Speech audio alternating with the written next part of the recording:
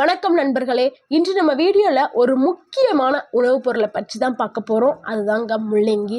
இதெல்லாம் நம்ம வீட்டு சமையலறையில் இருக்கும் ஒரு சாதாரண காய்கறி தான். ஆனால் இதில் இருக்கிற சத்துக்கள், மருத்துவ நன்மைகள் ஏராளம். நம்ம நம்ப முடியாத அளவுக்கு இதில் ஒரு கெமிக்கல்ஸ் இருக்குது. அந்த கெமிக்கல் மற்ற 2 பொருட்களோடு சேரும் பொழுது நம்மளுக்கு விஷமாக மாறக்கூடிய தன்மை இருக்குது. முள்ளங்கி சாப்பிடுறவர்கள் கண்டிப்பாக நீங்கள் இதை கவனிக்கணும். முள்ளங்கியோட இந்த பொருட்களை நீங்கள் சேர்த்தீங்கன்னா கண்டிப்பாக உங்களுடைய உயிருக்கே ஆபத்து நேரிடும். அந்த அளவுக்கு இந்த முள்ளங்கியில் உள்ள கெமிக்கலும் அந்த உணவில் உள்ள கெமிக்கலும் சேர்ந்து ரியாக்ட் ஆகி நம்மளுக்கு உயிர் போகக்கூடிய நிலைமையை ஏற்படுத்தக்கூடிய தன்மை இந்த முள்ளங்கிக்கு இருக்குது. அது எந்த 2 பொருட்கள்னு இப்போ நம்ம பார்க்கலாம். இந்த வீடியோவை ஸ்கிப் பண்ணாமல் ஃபுல்லாக பாருங்கள், உங்களுக்கு கண்டிப்பாக பயனுள்ளதாக இருக்கும். ஃபஸ்ட்டு முள்ளங்கியோடைய ஊட்டச்சத்துக்களை நம்ம பார்க்கலாம்.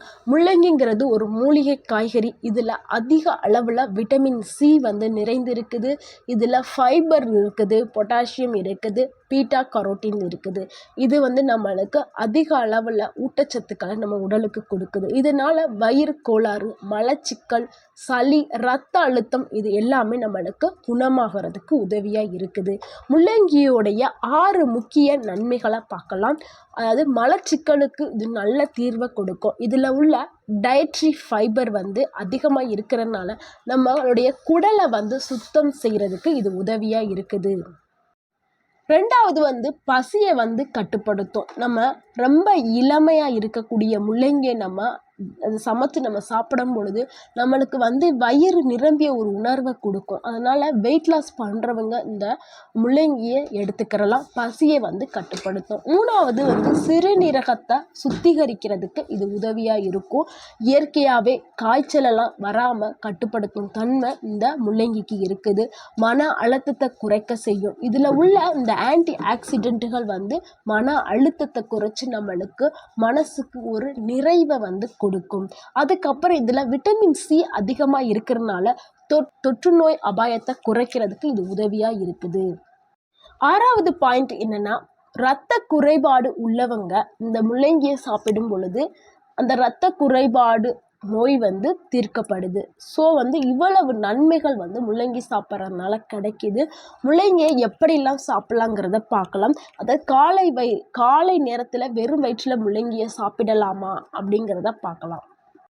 சிலருக்கு மட்டும் காலையில் வெறும் வயிற்றில் முள்ளங்கி சாப்பிட்றது ஜீரணத்துக்கு உதவியாகவும் குடலை சுத்தமாக்குறதுக்கும் மலச்சிக்கல் மற்றும் வாய்வு குழாய் கோளாறுகளை குறைக்கிறதுக்கும் உதவியாக இருக்கும். ஆனால் எல்லாருக்கும் இல்லை, ஒரு சிலருக்கு கேஸ்ட்ரிக் ஃபார்மை உருவாக்கும் இந்த முள்ளங்கி. ஸோ எல்லாரும் இதை ட்ரை பண்ணக்கூடாது. அமிலம் அதிகமாக இருக்கிறவர்களுக்கு கேஸ்ட்ரிக் அல்சர் இல்லைன்னா அசிடிட்டி பிரச்சனை உள்ளவங்களுக்கு வெறும் வயிற்றில் சாப்பிட்றது ஆபத்தை ஏற்படுத்தும். காலையில் சாப்பிடும்போது சற்று வேக வச்சு சாப்பிட்றது ரொம்ப சிறந்தது. 2வது முள்ளங்கி சமைச்சு சாப்பிட்றது சிறந்தது தான். அதனால் முடிஞ்ச அளவுக்கு சமைச்சு சாப்பிட்றது ரொம்ப நல்லது.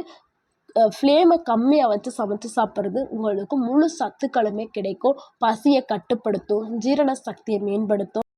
ஆனால் இந்த முள்ளங்கி சாறு நம்ம உடலை இயற்கையாக டீடாக்ஸ் செய்யக்கூடியது. இது ஆயுர்வேதத்தில் இதை பரிந்துரை செய்கிறாங்க. சிறுநீரக நலத்திற்கும் கால்சியம் கல்லை வெளியேற்றதுக்கும் இது உதவியாக இருக்குது. அதனால் இந்த ஜூஸ், அதாவது இந்த சாறில் கொஞ்சம் இஞ்சி சேர்த்துட்டு நம்ம அரைச்சி குடித்தோம்னா அது சுவையாகவும் ஆரோக்கியம் கூடுதலாகவும் இருக்கும். காலை நேரம் சாறை குடிப்பது சிறந்தது. ஆனால் வெறும் வயிற்றில் குடிக்க வேண்டுமானால் அது கொஞ்சம் தவிர்க்கணும். ஏன்னா எல்லாருக்கும் ஒத்துக்காது. சிலருக்கு வாந்தி, வயிற்றுப்போக்கு இதெல்லாமே ஏற்படும். அதனால் இது நீங்கள் டாக்டரை கன்சல்ட் பண்ணிவிட்டு நீங்கள் சாப்பிட்றது ரொம்ப நல்லது. அப்படி இல்லைன்னா நீங்கள் முதல்ல சிறிது அளவு மட்டும் 50 ml அளவுக்கு நீங்கள் சாறை எடுத்து குடித்து பார்த்துட்டு உங்கள் உடலுக்கு ஒத்துக்குதான்னு பார்த்துட்டு நீங்கள் அதுக்கப்புறம் எடுத்துக்கலாம். இந்த சாரோட நீங்கள் இஞ்சி சேர்க்கலாம், இல்லை சுக்கு சேர்க்கலாம். இது 2 சேர்த்தா உங்களுக்கு உடம்புக்கு நல்ல பலன் கிடைக்கும், ஆரோக்கியம் கூடும். முள்ளங்கி கூட சேர்க்கக்கூடாத 2 பொருட்களை இப்போ பார்க்கலாம். அதில் முதல் பொருள் பாலுங்க. முள்ளங்கி உடம்புக்கு நல்லது தான். பாலும் நல்லது தான். ஆனால் இது ரெண்டும் சேரும் பொழுது ஒரு எதிர்வினை தன்மை ரியாக்ஷன் அங்கே நடக்குது. அதனால் இது ரெண்டையும் சேர்க்கக்கூடாது. அப்படி நீங்கள் சேர்த்திங்கன்னா அஜீரணம், கிட்னி பிரச்சனை வரும். இது ரெண்டும் சேர்ந்து நச்சுக்களை நம்ம உடம்புகளில் நச்சுக்களை ஏற்படுத்தும். இதனால் நம்மளுக்கு உயிருக்கே ஆபத்து ஏற்படும் நிலை வரும். ஸோ முள்ளங்கி சாப்பிட்டால் நீண்ட நேரம் கழித்து நீங்கள் பாலை எடுக்கணும்.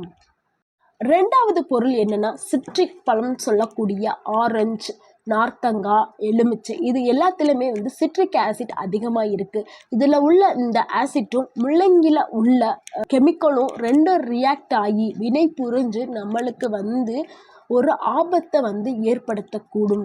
இதனால் இதை ரெண்டையும் நம்ம எப்போவுமே சேர்க்கவே கூடாது.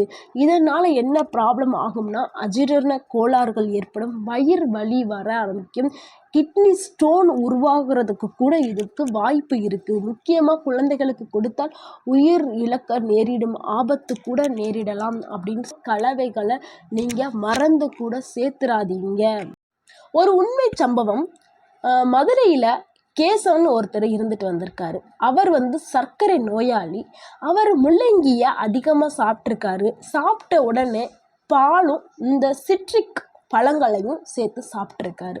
சாப்பிட்ட உடனே அவருக்கு உடல்நிலை சரியில்லாமல் போயிருக்கு. அதாவது அலர்ஜி வந்திருக்குது, வயிற்றுப்போக்கு வர ஆரம்பிச்சிருக்கு, நுரையீரல் பிரச்சனையும் வந்துருச்சு. உடனே இவங்க ஹாஸ்பிட்டலில் போய் அட்மிட் பண்ணியிருக்காங்க. அதாவது ஆயுர்வேதா ஹாஸ்பிட்டலுக்கு போயிருக்காங்க. ஆயுர்வேதம் ட்ரீட்மெண்ட் தான் எடுத்திருக்காங்க. அந்த ஆயுர்வேத ட்ரீட்மெண்ட் மூலம் அவர் இப்போ நல்லா குணமடைஞ்சிட்டு வந்திருக்காரு. முழுமையாக இப்போ குணமடைஞ்சிருக்காரு. ஸோ நீங்கள் இனிமேல் யாரும் இந்த உணவுகளோடு எதையும் கலந்து சாப்பிடாதீர்கள். எச்சரிக்கையாக இருங்கள். எப்படியெல்லாம் முள்ளங்கியை சாப்பிட்லாங்கிறத பார்க்கலாம். வெறும் முள்ளங்கியை கூட்டு இல்லைன்னா சாம்பார், அதாவது பருப்பு போட்டு சாம்பார், வெந்தயம், மஞ்சத்தூள், இந்த எல்லாமே நம்ம சேர்க்கலாம். ஆனால் சுத்தமான சிட்ரிக் ஆசிட் உள்ள உணவுகளையோ இல்லை பால் பொருட்களையோ கண்டிப்பாக நீங்கள் சேர்க்கவே கூடாது. பொதுமக்கள் தவறாக நினைக்கக்கூடிய சில கருத்துக்கள் என்னென்னா, முள்ளங்கி சாப்பிட்டதுனால தான் உடல் சூடு வரும் அப்படின்னு நினைக்கிறாங்க. அது உண்மை இல்லை. முள்ளங்கி உடலுக்கு நன்மையைத்தான் கொடுக்குது. அது கூட சாப்பிடக்கூடிய உணவுகள்னால தான் பிரச்சனை உண்டாகுது. ஸோ சரியான உணவுகளை நம்ம சேர்த்து சாப்பிடணும். அதாவது முள்ளங்கியில் விட்டமின் சி அதிகமாக இருக்குது. அதனால நம்மளுக்கு சருமத்துக்கு நல்ல ஒரு பளபளப்பை அது கொடுக்கும். இந்த வீடியோ உங்களுக்கு பிடிச்சிருந்துச்சுன்னா லைக் பண்ணுங்கள், ஷேர் பண்ணுங்கள், மறக்காமல் எங்கள் சேனலை சப்ஸ்கிரைப் பண்ணுங்கள். தேங்க்யூ ஃபார் வாட்சிங்.